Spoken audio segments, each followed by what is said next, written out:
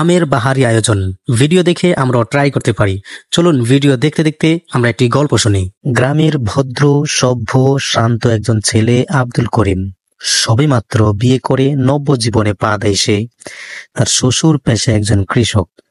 সে গ্রামের অনেকেই চাষ করে ধান, কেউ চাষ করে পাট, কেউ বা আবার কলা, কিন্তু তার শ্বশুর চাষ করে মনের আনন্দে মূলা।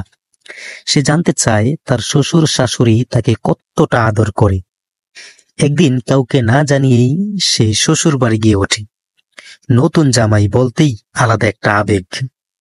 হঠাৎ জামাইয়ের উপস্থিতিতে শাশুড়ি চিন্তায় পড়ে গেলেন। মেহমানদারি তো করাতেই হবে, কিন্তু বাজারে সবজির দাম আকাশচুম্বী।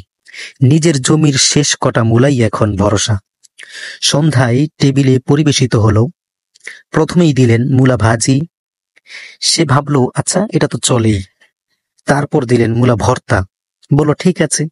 এরপর একে একে মূলা দিয়ে মাছ, মূলা দিয়ে ডাল, মূলা দিয়ে সালাদ, ইভেন মূলা দিয়ে হালুয়া। হি ইজ তো অবাক। সে সবচেয়ে বেশি টান খেলো যখন তিনি বললেন, এই নাও বাবা, খিচুড়ি মূলা দিয়ে করেছি।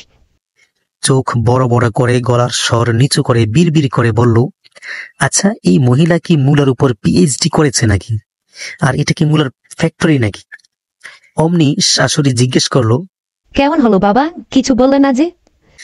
আব্দুর রহিম মুখে একটা কৃত্রিম হাসি দিয়ে বলল, আলহামদুলিল্লাহ আম্মা, অনেক স্বাদ হয়েছে আর অনেক খেয়েছি। শাশুড়ি গর্ব করে বললেন, ইস বাবা, এখন তো মূলার সিজন না। যদি সিজনে আসতো না তাহলে মূলার বারবিকিউ পর্যন্ত খাওয়াইতাম। मारो मुझे, मारो मुझे, मारो नहीं, ये मजाक हो रहा है। एक सेकंड यार, मजाक हो रहा है।